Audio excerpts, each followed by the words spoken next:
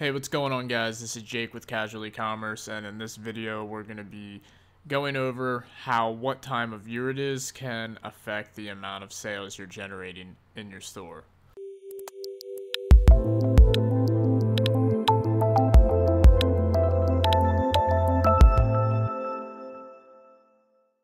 Alright, so in this video I just wanted to quickly go over something that not a lot of people mention, and that's that depending on what time of year it is, it can actually affect the amount of sales you're going to get, or at least the potential of sales that you can get depending on what niche you're in. So we're just going to go through a few examples on Google Trends to show you how a lot of niches, a lot of big niches can be really seasonal, and then how some niches are not seasonal. So it's just something to keep in mind depending on what niche you're going into. So obviously this isn't to deter you from certain niches, because all of the niches we're going to be going over are going to be really big stuff that you can be in year round, but at the same time some of them are going to be more popular during certain times of the year than other times of the year. So it's good to know, and it's good to know how to plan your strategy around it. So when you're doing niche research, this is something you want to look at. You want to look at not only how popular is it overall, because a lot of these, obviously,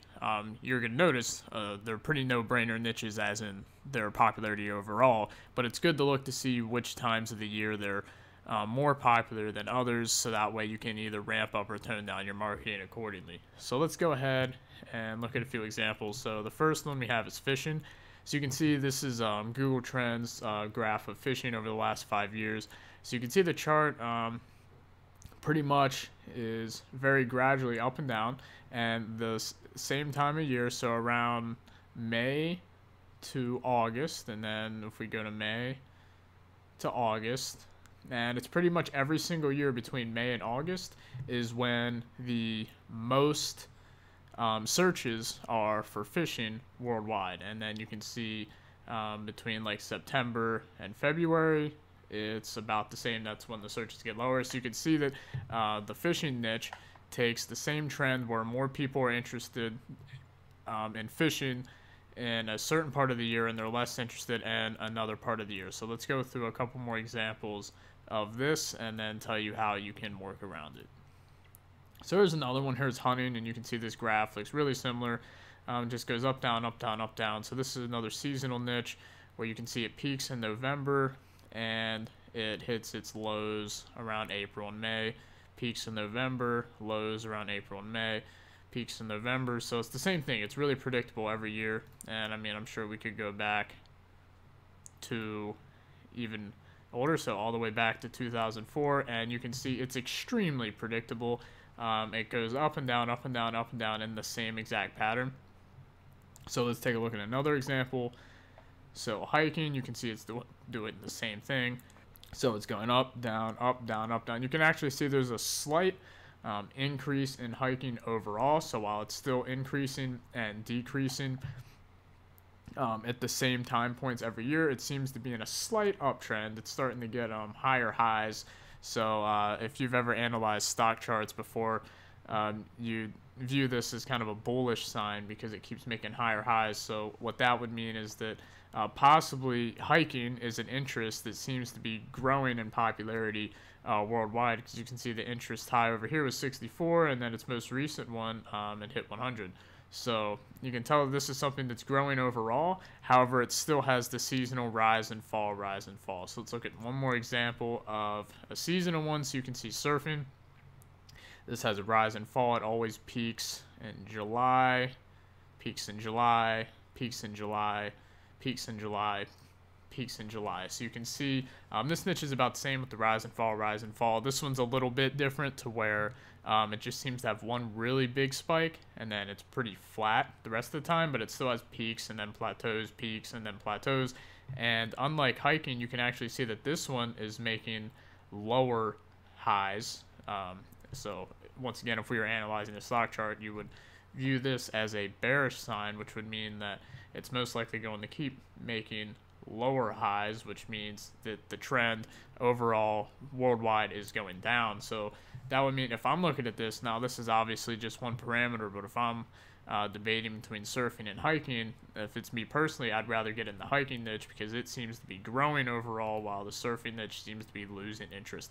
Now, obviously, this is just the Google searches. I'm sure the surfing niche is really big, and you can do fine at it, but this is just one parameter that you would take into account when doing your niche research. But that's for another video. The point of this is just to be able to recognize these rise and falls. So now let's look at a couple niches that don't have these rise and falls. So now we can just look at yoga. So you can see yoga, I mean, there's a couple rises, but they're not like super consistent with any time. They're just random spikes.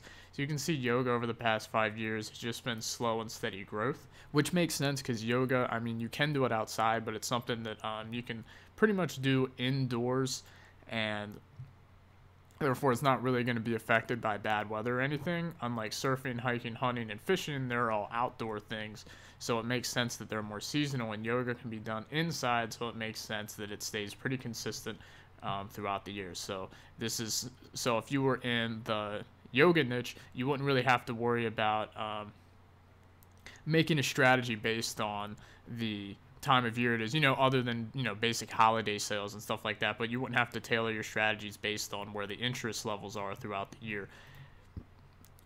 And the same is going to go for a niche like cats. You can see cats remains pretty steady throughout a 5-year period, and then same with dogs, other than this random spike. I'm not really sure what happened there.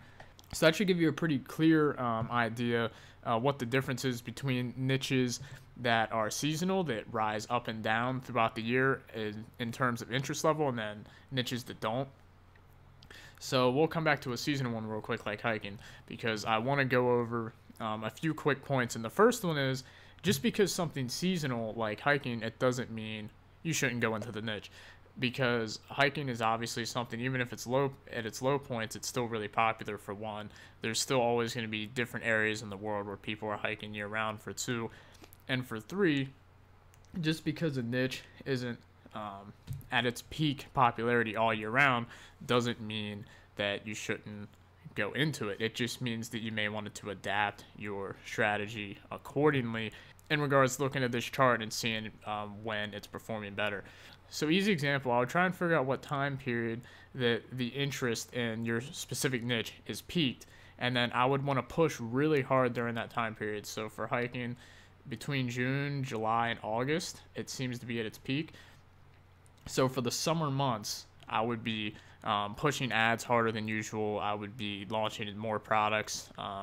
Essentially, you're just going to try and go more balls to the wall during the up months, and maybe use the down months to not necessarily, obviously you're not going to stop advertising and do stuff like that, but during the up months, there's going to be a lot more potential for making more money. So this is when you're going to make your big pushes. This is when you should be more aggressive, when you should be testing out as many products as you can, maybe raise your ad budget, try new forms of advertising, because during the sections of the year when the popularity is up, you're going to have an easier time selling than the sections of the year when the popularity is down. Now, obviously, niches like this, like hiking and hunting and stuff, they're super popular niches that are always going to be around. So you can sell these products at any time of the year. I don't want to discourage you from selling them at other times of the year. I just want to make you aware that you're going to have an easier time selling them during the times of the year where the interest level globally is at its peak. And this is when you should take the biggest advantage. This is when you should have sales and things like that, and run as many ads as possible. So this is something I've never really seen anyone cover before, and it's not like a huge groundbreaking philosophy or anything, but it is something you should know when going into a niche.